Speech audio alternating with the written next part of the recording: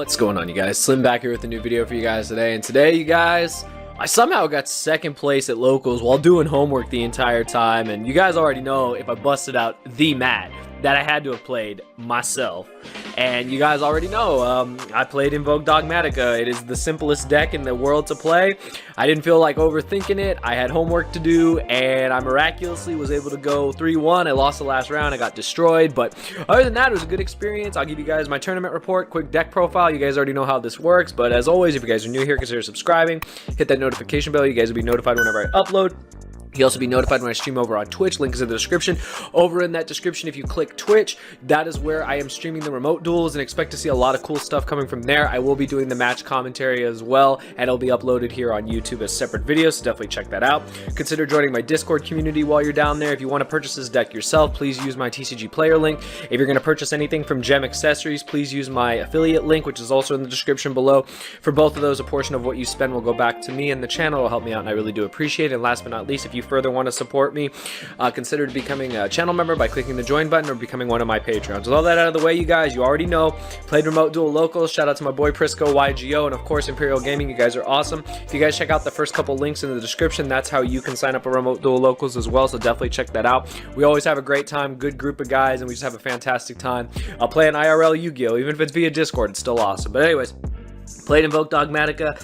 Super streamlined list. It is the most basic list I've probably ever played. It's literally probably like what every INVOKED DOGMATIKA list looks like, but we'll get into it. So of course, 3 of myself on myself, you already know. 3 Alistair the Invoker, the Meltdown, which is my home, 2 copies of Invocation, which is my favorite spell, and of course Terraforming. I've shown this 7 trillion times by now, so I'm not going to explain that. You guys already know how Invoked works. The Dogmatica package is very, I think it's standard. It's triple Ecclesia. The only difference is this time we did 2 Maximus. I got this idea from the list that made top 8 at the LCS. Makes a lot of sense. Maximus is an absolute house. No one's playing the target, so you just get so much freedom with this card. It's basically your guaranteed window. It's crazy what this card does. Also has 3,000 defense, which is very relevant. A lot of decks struggle to get around it.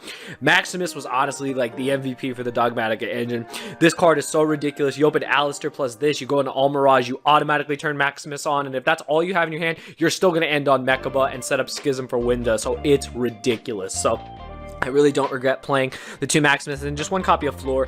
Unfortunately, Floor has gotten worse and worse as time has gone on in formats. I think the card is still good. I still like it for the OTK factor, the fact that it can potentially out Dragoon, and the fact that it does out a monster's effect mostly, but I probably would only stick to 1. I noticed that I had even cut from 2 to 1. Originally, it used to be 2 copies of Floor, 1 copy of Maximus, but believe it or not, Maximus is just, like I said, it's been a house. The card's been insane, so that's the reason why I made the switch, and, you know, like I said, the LCS list did that. I can see why he did that. I tested it out. It was fantastic. So that's probably how I'm going to play the deck going forward. Of course, triple of Nadir's Servant. The card is just insane. Gets you to Window, which is your win condition by itself.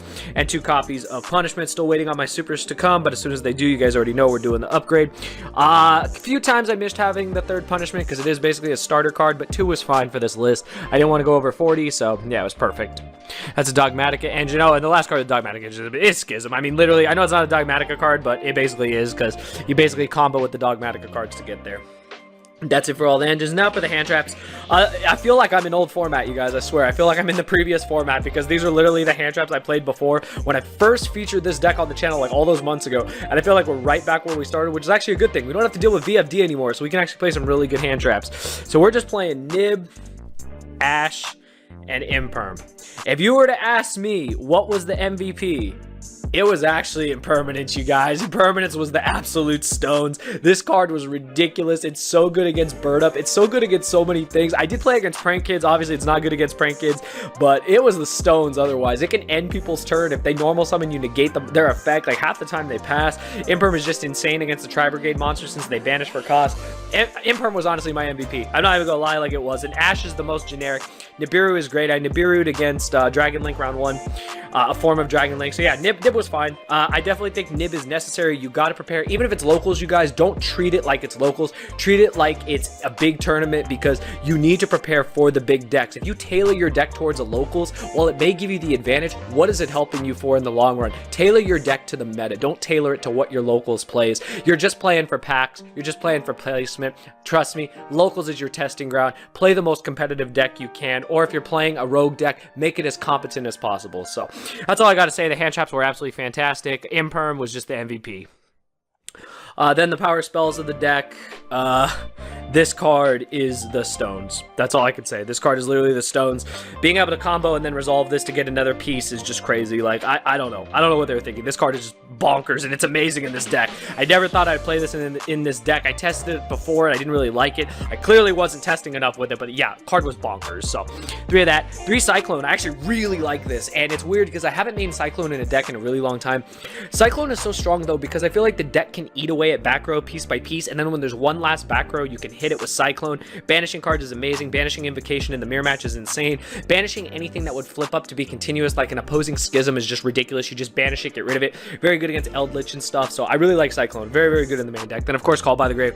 Got to stop any hand trap that comes after us, and you already know everyone's coming after me because, you know, Alistair, so they're always coming after us. We got the Call by the Grave. We're good to go. You can also set it like a trap, and it's fantastic. So there's that, and then the last 3 cards in the deck was 3 copies of Ice Dragon's Prison. This card was pretty good. Used it against Prank Kids to banish Fansies and the Butler, so that was cool. Just good against pretty much everything. I needed outs to Dragoon. It's really good against Dinos. I didn't play against Dinos this week, but yeah, no, card was fantastic. So yeah, that's the 40 cards. We'll do extra inside real quick for you guys.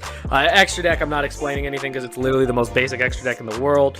2 Macabre, the Purgatrio, we've got the Agoides, we've got the one actually like quite relevant card is the Raijin. You need that for bird up, so that's self-explanatory. 2 copies of Entis and the Titaniclad. That's obviously for Dogmatika stuff.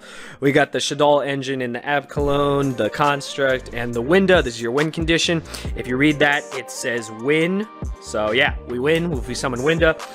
That's it for the fusions and stuff. Then the links and stuff is just very basic. All Mirage and Secure Gardener for the combo. We do play Link Karibo because I'm not trying to lose to Dinos and their damn Dino token. So I got this for the Dino token.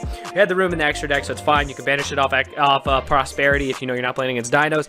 And the BLS Link still in there. Didn't summon it, but it's still a very good card. I really like it in this deck. Waiting for the reprint for everyone else, but yeah, BLS Link, fantastic. So that's it for the extra deck. Like I said, nothing to really explain. Side deck, Chorus Triple Lancia. This card is just an MVP every format, it seems. Dinos, Bird Up, everything. Dragon Link, it's just good against everything. Sided Triple Phantasme. This was for Dragon Link, and I actually used it against Prank Kids. I summoned it. I drew a couple cards, fixed your hand. It puts a body on board. It's not bad. Helps prevent if there's any targeting and stuff. So I think Phantasme is actually pretty good. I think it's really good this format, especially against Dragon Link. Even though I only played against 1, this is just very good to have. They can't play around it. Phantasme is just a blowout, I think. I think it's really, really good this format again, so definitely pick them up. They're cheap, so you guys can definitely pick them up. And then I threw 2 to Godarla in there. I know the guy that made top 8 was playing Ogre. I swapped these out. I just wanted more outs to bird up. Like, I got Imperm, I got this, I got a way to Raijin, but I wanted to have every option possible. I'm not trying to lose the bird up, you guys. It's also out to Dragoon, so that's why I played it. That's it for all the monsters. And then literally, like, just my other form of back row removal was Duster. I sided Triple Talents. I used it once. It was I don't know if I'm gonna keep it in. It's weird. This card is not amazing. This format, again, I think it's deck dependent, but yeah. And then for going first, I had Triple Judgment. Never resolved it, but it is what it is. So that's the whole deck, you guys. My matchups real quick for you guys. I wrote them down. Let me get that for you guys. So all right, let's see. So round 1, I played against, it's like a Dragon Link, like Thunder deck that played the Sacred Beast. So it was really cool. I ended up winning that 2-0. Round 2, I played against Bird Up. Shout out to my boy. It was a great match. I ended up winning that 2-0. Imperm was the MVP. There's just no way around it. Card was insane. Round 3, I played against Prank Kids. Shout out to you, bro. That was a crazy game. I ended up winning that 2-1. I got destroyed game 1. Just couldn't do anything. I had way too much advantage. I couldn't come back.